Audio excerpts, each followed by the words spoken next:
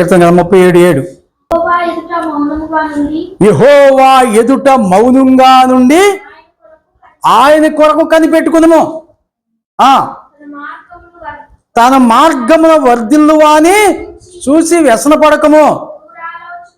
దురాలోచనలు నెరవేర్చుకుని వాడిని చూసి వ్యసన పడకము.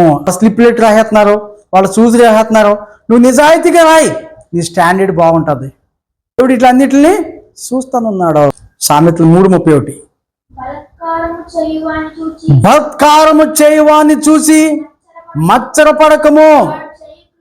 వాడు చేయు క్రియలను నువ్వు ఏమాత్రమో చెయ్యగోరవద్దు. వాడు అలా చేస్తున్నారు కదా, నేను కూడా అలా చేస్తాను కదా. వాడు దొంగతనం చేసి వాడు బాగుపడ్డాడు, నేను కూడా బాగుపడతాను కదా అని అనుకోవద్దు. వాడు చెయ్యి క్రియలను ఏమాత్రం కూడా చెయ్యవద్దు. నీ నీతిని నువ్వు కాపాడుకోవాలి, నీ యథార్థతను నువ్వు కాపాడుకోవాలి, నీ పరిశుద్ధతను నువ్వు కాపాడుకోవాలి. సామెతల గ్రంథం 15:3. యెహోవా కన్నులు ప్రతి స్థలం మీద ఉండును, చెడ్డవారిని మంచివారిని అవి చూచుచుండును. దేవుడు పైనుంచి వస్తున్నాడనే సంగతి ఇక్కడ సొలొమోను గారు మనకి తేటగా తెలియజేస్తూ ఉన్నాడు. యెహోవా కన్నులు ఏం చేస్తున్నాయి? చెడ్డవారిని మంచివారిని కూడా అవి చూచుచూ ఉన్నాయి. కాబట్టి దేవుడే వారిని చూస్తున్నాడు. కాబట్టి వారిని చూసి నువ్వు ఏం కూడదు? మచ్చర పడకూడదు. చూడండి, మత్తయి సువార్త 5:45 దేవుడు మంచివారి మీద చెడ్డవారి మీద ఏ విధంగా సూర్యుడిని ప్రకాశింపజేస్తున్నాడో మనం చూడగలం. మత్తయి సువార్త 5:45 ఆయన చెడ్డవారి మీదను మంచివారి మీదను తన సూర్యుని ఉదయింపజేసి నీతిమంతుల మీదను అనీతిమంతుల మీదను వర్షము కురిపించున్నాడు. ఆయన చెడ్డవారి మీద మంచివారి మీద ఏం చేస్తాడంట? తన సూర్యుని ఉదయింపజేసి నీతిమంతుల మీదను అనీతిమంతుల మీద కూడా ఏం చేస్తున్నాడు? వర్షం కురిపిస్తా ఉన్నాడు. దేవుడే తన వర్షాన్ని ఇస్తున్నప్పుడు, దేవుడే తన సూర్యుడిని ఉదయిస్తున్నప్పుడు నిన్ను కాచువాడు, నిన్ను కాపాడువాడు నీకును నీ నీతికి న్యాయాన్ని చేస్తాడు. చూసి మనం మచ్చలు పడేవాళ్ళుగా ఉన్నామా? వ్యసన పడేవాళ్ళుగా ఉన్నామా? ఎలాగుంటున్నాం? మత్తయి సువార్త 5:46 కూడా చూద్దాం. మీరు మిమ్మల్ని ప్రేమించే వారినే ప్రేమించిన ఎడల మీకేమి ఫలము కలుగును? సుంకరులను అలాగు చేయుచున్నారు కదా. చూసారా, మిమ్మల్ని ప్రేమించే వాళ్ళని మీరు ప్రేమిస్తే మీకు ఏం ఫలం కలుగుతుంది? దేవుడు ఏం చెప్పాడు? మీ పొరుగు వారిని ప్రేమించమని చెప్పాడు. ధర్మశాస్త్రంలో ఎన్ని చెప్తున్నావు కానీ మాకు ధర్మశాస్త్రంలో ముఖ్యమైన ఆజ్ఞ ఏంటి అసలని? ఏంటి? అందుకైనా నీ పూర్ణ హృదయంతోను, నీ పూర్ణ ఆత్మతోను, నీ పూర్ణ మనసుతోను నీ దేవుడైనా ప్రభు వల్ల ప్రేమ పొందని అనేదే ఇది ముఖ్యమైనది, మొదటిదైన ఆజ్ఞ. నిన్ను వలె నీ పొరుగు వాళ్ళని ప్రేమించవలనని రెండో ఆజ్ఞయు దాని వంటిదే. ఈ రెండు ఆజ్ఞలు ధర్మశాస్త్రం అంతటికి ప్రవక్తలకును ఆధారమై ఉన్నవని అతనితో చెప్పాను. ఇంతకు ముందు ఎన్ని ఆజ్ఞలు ఉండి? 10 ఆజ్ఞలు. అవునా? ధర్మశాస్త్రం అంతటికి కూడా ఈ 2 ఆజ్ఞలే. నిన్ను వలె నీ పొరుగు వారిని ప్రేమించమనేది రెండో ఆజ్ఞ. నీ పూర్ణ హృదయంతో, నీ పూర్ణ వివేకంతో, నీ పూర్ణ బలంతో, నీ పూర్ణ శక్తితో నీ దేవుడైన ప్రభువును ఆరాధింపవలనది మొదటి ఆజ్ఞ. రెండోది నిన్ను వలె నీ పొరుగు వారిని ప్రేమించవలనది. ఇదే ధర్మశాస్త్రం అంతటికి కూడా సరిపడగలిగింది. మనం ఎలాగనా జీవించగలుగుతున్నాం? మనం చెడ్డవారిని చూసి మనం మచ్చరపడేవాళ్ళుగా ఉన్నామా? వ్యసన పడేవాళ్ళుగా ఉన్నామా? యేసు ప్రభు ఎంతమంది ప్రేమించాడు? కుష్టి రోగిని స్వస్థపరిచాడు. వ్యభిచార స్త్రీని ఏం చేశాడు?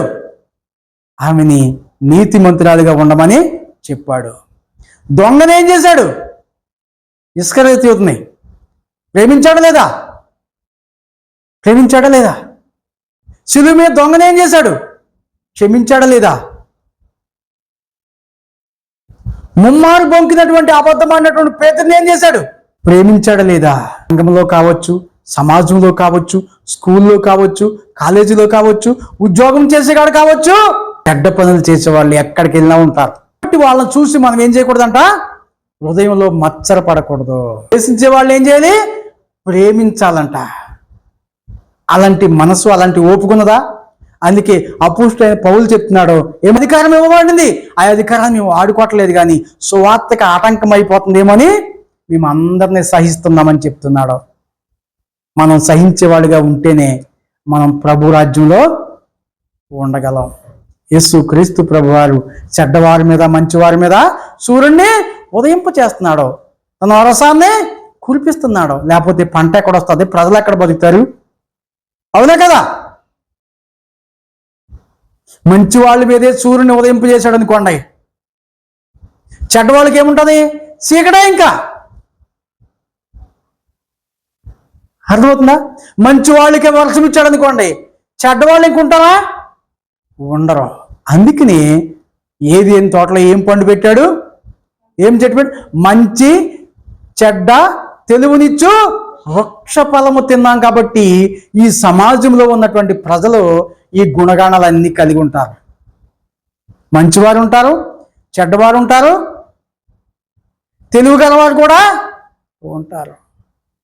మంచి, చెడ్డ, తెలివినిచ్చు 3 గుణాలు. ఒకటి మంచి, రెండోది చెడ్డ, 3 తెలివినిచ్చు వృక్షఫలం. కాబట్టి తెలివైన వాళ్ళు కూడా ఉంటారు. తెలివైన వాళ్ళు ఎవరంటే దేవుణ్ణి నమ్మినటువంటి వారు, వాక్యాన్ని ఎరిగినటువంటి వాళ్ళు. నువ్వు తెలివైన దానిగా ఉంటున్నావా? వాక్యాన్ని ఎరిగిన దానిగా ఉంటున్నావా? చెడ్డవారిని చూసి నువ్వు మచ్చరపడుతున్నావా? యేసు ప్రభు ఏం చేశాడు? అందరిని కలుపుకుంటా వెళ్ళాడు లేదా? మనం కూడా ఆయన యొక్క నడవడిలో, ఆయన వాక్కు ప్రకారం మనం జీవిస్తే ఈ సమాజంలో నీవు పాము వలె వివేకంగా, పావులు వలె నిష్కళంకంగా మనం జీవించాలి. నడుస్తాం మనం కదా, బురద మనకి అంటుకోవద్దు. అర్థమవుతుందా? చెడ్డవాళ్ళ మధ్య ఉంటాం మనం, ఆ చెడు మనము చెయ్యొద్దు. వ్యభిచారుల మధ్యలోనే ఉంటాం మనం, ఆ వ్యభిచారాన్ని మనము చెయ్యొద్దు. దొంగల మధ్యలోనే ఉంటాం మనం, ఆ దొంగతనాలు మనము చెయ్యొద్దు. అర్థమవుతుందా? దుష్టుల మధ్య ఉంటాం మనం, ఆ దుష్ట సాంగత్యము చేయవద్దు. అవిశ్వాసుల మధ్య ఉంటాం మనం విశ్వాసంతో ఉంటాము, అవిశ్వాసంగా ఉండొద్దు. అర్థమవుతుందా? దేవుడు ఈ యొక్క గ్రంథాన్ని మనకి ఎందుకు ఇచ్చాడంటే, ఇది మనకేంటంట? మార్గము. చదువుకున్నటువంటి వాక్యము 93వ కీర్తన ఆఖరి వస్తుంది. మళ్ళీ ఒకసారి చదువుదాం. నీ శాసనములు ఎన్నడను తప్పిపోవు, యెహోవా ఎన్నటెన్నటికి పరిశుద్ధతయే. అది దేవుడు ఏం కోరుకుంటున్నాడో? పరిశుద్ధతను కోరుకుంటున్నాడు. పరిశుద్ధులనే కోరుకుంటాడు. మందిరంలో ఏముండాలి? మందిరానికి ఏంటి అనుకూలము? పరిశుద్ధతయే.